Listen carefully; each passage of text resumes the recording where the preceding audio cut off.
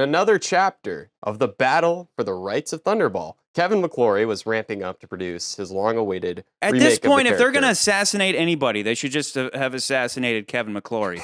Can I legally say that? He's Oh, dead. he's dead. He's dead. Great. They should have He's killed him dead. sooner. I know we toasted to him, and he deserves praise. But at the same time, Yeah. every movie's like, oh, once again, Kevin came back and he's complaining again. Again, Kevin's the guy who did something on a project before, and then he's like, remember, I came up with that idea. Yeah. That was mine. Kevin, you were use blackout drunk the whole time, and you ate all the food out of the fridge. Kevin McClory was ramping up to produce his own long-awaited remake of the character because it was his legal obligation. He was legally bound, and he could do that. To make matters worse, like we had talked about in The Spy Who Loved Me, Blofeld was off the table, which is kind of up to debate because Blofeld is in other books as well, which they own the rights to. So, in an effort for Albert R. Broccoli to give a metaphoric middle finger to McClory, it was decided to kill Blofeld in the opening credits to say, we don't need Blofeld to be successful. It, however, was also intended to introduce a new James Bond. Moore, of course, we were all thinking it as we're watching this movie. Moore is starting to show his age. It doesn't help matters when you probably have one of the youngest Bond girls in a film in this movie, and he looks old. Especially during Scuba when they cut back to him, and it's just like yeah, it's like that, you know, like she's just like her skin is flawless, and then he's like he's like a that. prune. Again, I have to reiterate, he is older than Connery is. He's 2 years older than Connery, and yet he is still doing these movies. And he's still classy, he's still charming, and all that. But at a certain point, there are select shots where it just shows. There's some where it's like, dude, still got it, and then others where I think he's even quoted at one point saying that the Bond girls at one point could have been his granddaughters. I think he is quoted for saying that at some point in this. It may have been this film. BB. yeah. I think you're wonderful, BB, but I don't think your Uncle Harry would approve. Him?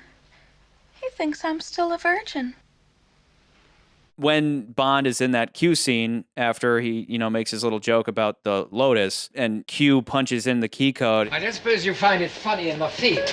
Indeed, I don't. Nobody does Does it it better? Which is, Huh. it's like, Did not notice. are they just calling out like their favorite? Like we know that's Roger Moore's favorite They movie. did that but in On Her Majesty's Secret Service with Goldfinger.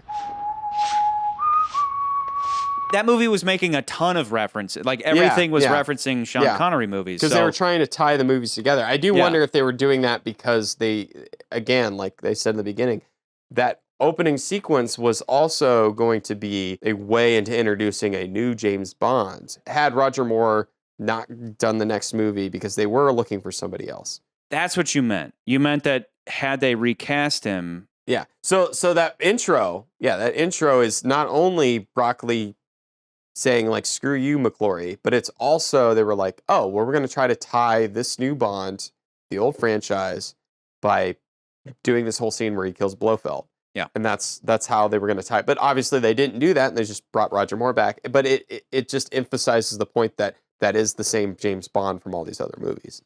He hasn't changed. So Michael Wilson, Broccoli's stepson and executive producer, and newly appointed director, formerly editor John Glen, wanted this film to return to form, so to speak, because as Charlie had mentioned in the intro, the last movie pretty much jumps the shark and goes really big. And even though it was a huge success, they didn't want to repeat things. They didn't want it to become too outlandish.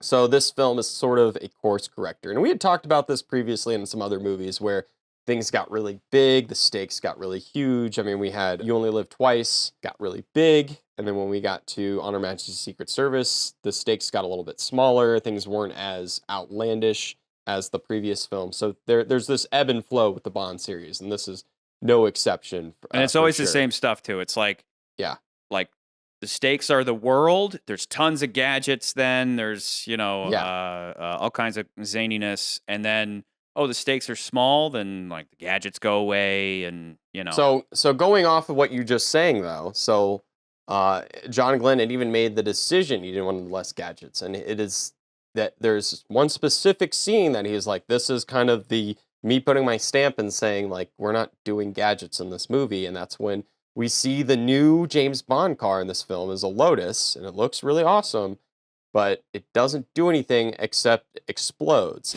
And the rest of the movie, Bond has to use his own wits and umbrellas and traffic things and everything else to best the villains. He does, with the exception, he does use his Walther, I think, once or twice. They even used the Walther for a fun little character relationship moment with Columbo, where he, hands it over to him, and it's like Bond gets his lightsaber back, and he's like smashes that mag in, and he's like, "Let's go," But I know they always have goofy stuff going on in Q scenes, but with this, it's really goofy stuff, between the cast and then the Stinging in the rain. That's not funny, 007. really stupid stuff just to check painful. the boxes of like, okay, here's some Q gadgets that you'll never see in the field. But on the note of the car, though, what's funny, as stupid as that moment is that you just knock on Bond's window and it explodes, I laugh my ass off every time. It's always funny to watch that guy explode. And then on top of that, when they're in Q's lab and he's like, I see you managed to get the Lotus back together again. I disregard these jibes about our equipment, 007. he's like, yeah, whatever. Fuck you, Bond. It was like, Q, you're the one who made it so that if you knock on the window, it explodes. Like, you did that. That's your fault, Oh my God. Usually it's Bond's fault, but yeah, anyway. Just a couple more things. So this film borrows heavily, because again, this is we're going back to the books. We're going back to the source material. This film borrows heavily from the short story, which is For Your Eyes Only, as well as another one called Risco. I think that's how you say it. It looks like Crisco. It's Risico. If anybody knows actually how to pronounce that, please let me know. That one borrows more of the Columbo versus Christosos plot line, and then the For Your Eyes Only borrows more of the Molina's revenge story, except the character in that one's called Judy, but it's a lot of the same stuff. But they kind of merged those two plots together in this movie. And then just because I read Live and Let Die, I can tell you that Mr. Big is the one who keelhauls Bond. Yes. And Solitaire. And so they just gave that to Christados in this. And I think that's like a good villain scene as far as like, how do you get rid of my foe? Let's keelhaul him. And like in a way that badass too. They will not get away. Like they're done for, know, and it's a miracle that they survived, and it feels that way. So you have Topol, who plays Milos Columbo. And his character, the character of Columbo, was, there was another Columbo. I can't pronounce his first name because I'm terrible at pronouncing things. My name's George Bush. Thank you very much. You've had like 10 so far this episode. But They're hard. I get tired of importing the French images names. of George W. Bush to put over your face. Like I got tired of doing it, so now I'm like, whatever.